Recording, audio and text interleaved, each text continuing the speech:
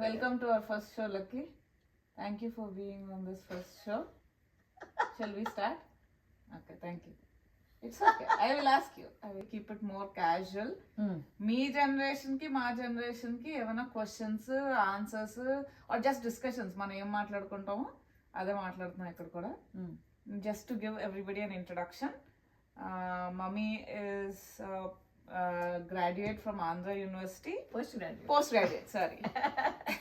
From Vizag, Andhra University. And she's 65 years old.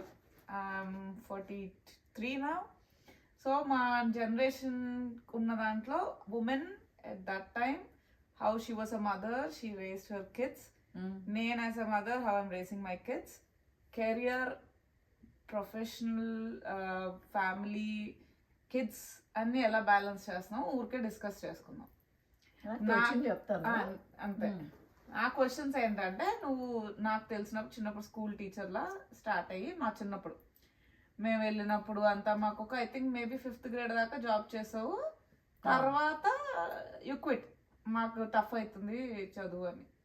So ఫైనాన్షియల్గా struggle అయ్యాము, daddy నువ్వు కానీ మమ్మల్ని రేస్ చేయటం అంటే మరీ ఎక్కువ కాకపోయినా అబౌవ్ మిడిల్ క్లాస్ అలా ఉన్నప్పుడు ఆ జాబ్ లేనందుకు, అడిషనల్ శాలరీ లేనందుకు the compromise that you have done. But it added మాకు వాల్యూ వచ్చింది. ఇంకా మాకు క్లాసెస్ తిప్పటము, డాన్స్ క్లాసెస్, ట్యూషన్స్ అన్నీ.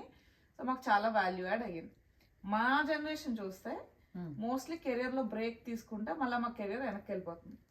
Financial independence, affordability, independence, so many concepts. దానివల్ల అమ్మాయిలు అందరూ జాబులు చేస్తున్నాం, పిల్లల్ని చూసుకుంటున్నాం, రెండు బ్యాలెన్స్ చేస్తున్నాం, work life balance. But there are also some women ఇక్కడ వాళ్ళు వీసా స్టేటస్ వల్ల వాటి వల్ల వీటి వల్ల కొద్దిమంది చేయలేకపోతున్నారు స్టార్టింగ్. వాళ్ళకి కొంతమందికి లెట్ డౌన్ అవుతుంది, ఇంకా చేయట్లేదు జాబ్ అన్నది సోషల్ స్టేటస్ ప్రెషర్ అయిపోయింది. మాకు మీ టైంలో లేదు. మీకు కావాలి మరి, పరిస్థితులు కూడా మారిపోయినాయి కదా. మీ టైంలో మీరు జాబ్ చేస్తే ఒక్కళ్ళు ఉండేవారేమో 10 మందిలో, ఆర్ ఇద్దరు ఉండేవారేమో 10 మందిలో. తక్కువ. ఇప్పుడు అలా లేదు. ఇప్పుడు సోషల్ స్టేటస్ అయిపోయింది, అఫోర్డబిలిటీ కూడా అయిపోయింది. సో నువ్వు రెండూ చూసావు కాబట్టి నీకేమనిపించింది, జాబ్ చేయాలా చేయద్దా, అడ్వాంటేజెస్ ఏంటి ఉమెన్కి? ఇప్పుడు ఒక వాంటేజ్ పాయింట్లో ఉన్న పిల్లలిద్దరు సెటిల్ అయిపోయారు, మనోళ్ళు వచ్చారు. నువ్వు ఏదైనా మిస్ అయిపోయాను నీ కెరియర్లో, అయ్యో ఈ పార్టీకి నేను జాబ్ చేస్తుంటే ఈ లెవెల్లో ఉండేదాన్ని అని ఉంటుంది కదా. ఇప్పుడు మమ్మల్ని చూస్తే మాకేమో ఇప్పుడు ఇంతదాకా చేసి మేము ఉందామా ఇంట్లో అని మేము అనుకుంటాం. ఇంకా చాలు చేసి 20 years చేశాను నేను వర్క్, ఇంకా చాలా అని నేను అనుకుంటా. సో నీ ఐడియా ఏంటి, ఏది బెస్ట్, చేయాలా చేయొద్దా? చాలా ఉంది. ఇప్పుడు నాకు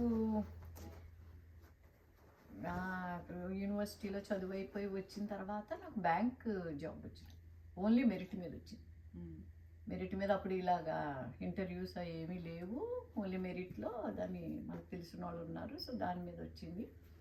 సో కొన్ని పరిస్థితుల వల్ల నేను జాబ్ చేయడానికి అవ్వలేదు. ఆ టైంలో కొంచెం బాధపడ్డాను. అయ్యో అంటే ఆ టైంలో నాకు బ్యాంక్ జాబ్ అంటే స్టేట్ గవర్నమెంట్ జాబ్ కదా, చాలా ఇది కదా, ఓన్లీ టాలెంట్ మీద వచ్చిందని చాలా ఉంది. ఫస్ట్లో కొంచెం ఉండేది. అదే తర్వాత ఇప్పుడు అది అయిపోయిన తర్వాత అంటే ఆ టైంలో జాబ్ చెయ్యాలి, నెసెసిటీ, కుటుంబాన్ని నడపడానికి జాబ్ చెయ్యకపోతే కష్టం అన్నంత పరిస్థితి అయితే లేదు. అంటే ఉన్న పరిస్థితులతో చక్కగా మనం డీల్ చేసుకుంటున్నాం. డాడీ జాబ్ చేస్తున్నారు కాబట్టి ప్రాబ్లం అనిపించలేదు. కానీ తర్వాత నా ఫ్రెండ్స్ వీళ్ళందరూ కూడా నువ్వు జాయిన్ అవ్వలేదా, నువ్వు చేయలేదు, నువ్వు వదిలేసుకున్నావు అని మధ్యలో కొంచెం అనిపించేది. బట్ నా తత్వం కూడా గబుక్కుని అదే పట్టుకొని దాన్నే పట్టుకొని హ్యాంగ్ అయిపోయి దాన్ని డిప్రెషన్కి వెళ్ళిపోయి అటువంటి కాదు. కాబట్టి నేనేం చేయలేదు. తర్వాత ఏంటంటే మీకు కాన్సన్ట్రేషన్, మీ ఇద్దరు కూడా ఎప్పుడు ట్యూషన్స్ పెట్టుకోలేదు, ఏమీ లేదు. మీకు మంచి స్కూల్, అది ఊటీ పబ్లిక్ స్కూల్ మాదిరి కట్టారు కాకినాడలో, ఆశ్రమ స్కూల్. అందులో మీరు చదువుతుంటే నాకు హ్యాపీ. అంటే అన్ని రకాలుగా పక్క మీరిద్దరూ డ్యాన్సుల్లో ఉండేవారు, తర్వాత యాక్టివ్గా ఉండేవారు, తర్వాత చదువులో కూడా అబవ్ యావరేజ్లో అలా అని కాదు, బట్ బాగుండేది. తర్వాత అంటే అందులో పడిపోయినా తప్ప నేను జాబ్ చేయలేకపోయాను, అది లేదు.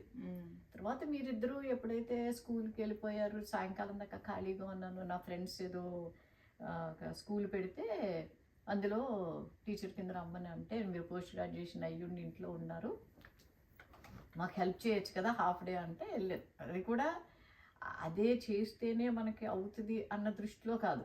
ఓకే నా ఫ్రెండ్సే కదా నువ్వు వెళ్ళాను కొంచెం చేశాను అని. ఎప్పుడు అంత అంటే మానేసేనంత స్ట్రగుల్ అయితే పడిపోలేదు. అలా అని చెప్పి వదిలేసానా, ఏ అవకాశం లేదు కదా ఇంకా. కాకపోతే నాకు ఒకటి అనిపించింది ఏంటి అంటే దట్ టాలెంట్ అనేది జాబ్ చేస్తేనో చదువుకుంటేనో అని కాదు, బట్ అది యాడ్ అవుతుంది, టాలెంట్కి యాడ్ అవుతుంది. సో నాకు నన్ను నేను చూసుకుంటే నా పిల్లలిద్దరినీ చూస్తున్నాను, వాళ్ళిద్దరూ చాలా చక్కగా మంచి ఇప్పుడు అట్ ప్రెజెంట్ వరకు చూస్తే నాకు చాలా గర్వంగా అనిపిస్తుంది. వాళ్ళలో నన్ను నేను చూసుకున్నట్టు కూడా నాకు అనిపిస్తుంది. ఎందుకంటే వాళ్ళే కాదు, ఇప్పుడు ఇంతమందిని చూస్తున్నాను ఇక్కడ, ప్రతి ఒక్క అమ్మాయి కూడా చక్కగా ఆ టాలెంట్ అనేది నాకు కనిపిస్తుంది. అక్కడ పర్సన్ కంటే కూడా వీళ్ళందరూ ఎంత చక్కగా అన్ని పనులు చేసుకుంటున్నారు. ఇటు ఇల్లు చూసుకుంటున్నారు, ఇటు ఫ్యామిలీని చూసుకుంటున్నారు, ఇండియాలో పేరెంట్స్ని చూసుకుంటున్నారు, ఏదైనా రెస్పాన్సిబిలిటీస్ చూసుకుంటున్నారు.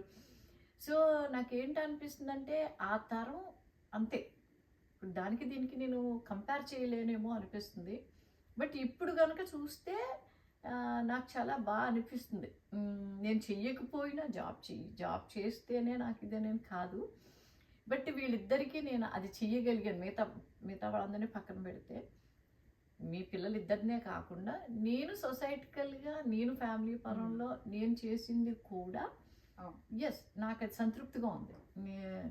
వర్క్ చేయకపోయినా ఐ థింక్ ట్యూషన్స్ ఎవరికైనా హెల్ప్ చేసి చాలా మందికి సొసైటల్ సర్వీస్ సాటిస్ఫాక్షన్ ఉంది. ఎంతమందికో నేను అది అంటే ఎంతమందికో అంటే మన వాళ్ళకి అదేదో మనీ ఓరియంటెడ్ అలా కాకుండా వాళ్ళకి దానిని చెప్పటం. నేను తెలుగు మీడియంలో చదివాను, సో వాళ్ళకి సిబిఎస్ఈలో ఉండేవారు.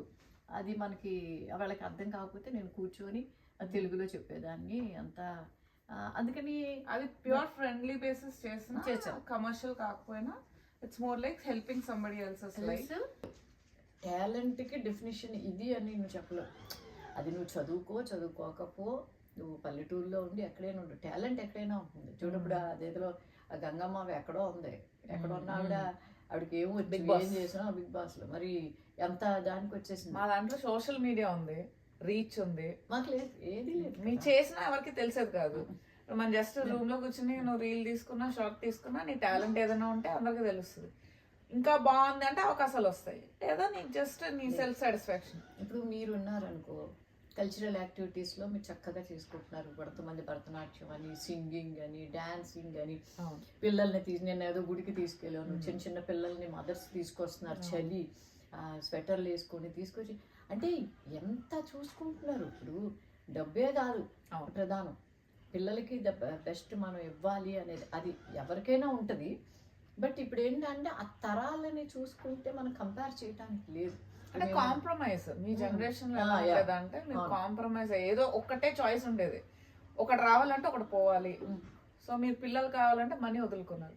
మా జనరేషన్ లో ఎలా అంటే అన్ని కావాలి, ఏది వదులుకోవాల్సి, మనీ కావాలి, పిల్లలు కావాలి, ఫ్యామిలీ లైఫ్ ఉండాలి, వర్క్ లైఫ్ ఉండాలి, ఎంటర్టైన్మెంట్ ఉండాలి, వీకెండ్స్ కి అన్ని బ్యాలెన్స్ చేస్తున్నాం. పెద్దవాళ్ళు కూడా అప్పట్లో కొన్ని కస్టమ్స్ అని, కొన్ని ఆడపిల్లలు ఇలా వెళ్ళకూడదని, లేకపోతే ఇంకొకటి ప్రెషర్స్ కూడా ఉండేవి. Also joint family, joint family చాలా మంది, అందులో రెస్ట్రిక్షన్స్, కమెంట్లు, రిలేటివ్స్, ఇవి అన్ని చాలా ఇంపాక్ట్ ఉంటుంది. అలా వెళ్ళిపోతే ఎలాగా, నా పిల్లలు ఎలాగా అటు. ఇప్పుడు ఆ జనరేషన్ గ్యాప్. ఇప్పుడు అప్పటి పెద్దవాళ్ళు మేము మీ ఏజ్లో ఉన్నాం, ఇప్పుడు మేము ఆ పెద్దరికంకి వచ్చాం. అప్పుడు ఏమవుతుంది, మనకు అర్థమవుతుంది, ఓహో మనం అప్పుడు చేయలేదు, ఇప్పుడు పిల్లలు చేస్తున్నారు అంటే నీ థింకింగ్ మారింది. నేను ఏదైతే ట్రెడిషన్స్ అని, కస్టమ్స్ అని, లేకపోతే ఫ్యామిలీ అని ఏదో దాంట్లో మనం ఆగవలసి వచ్చిందో అది ఇప్పుడు కాదు. ఇప్పుడు మీకు అది కాదు అన్నప్పుడు నా కూతురైనా, నా కోడలైనా, ఎవరైనా సరే నేను అది వెళ్ళచ్చు.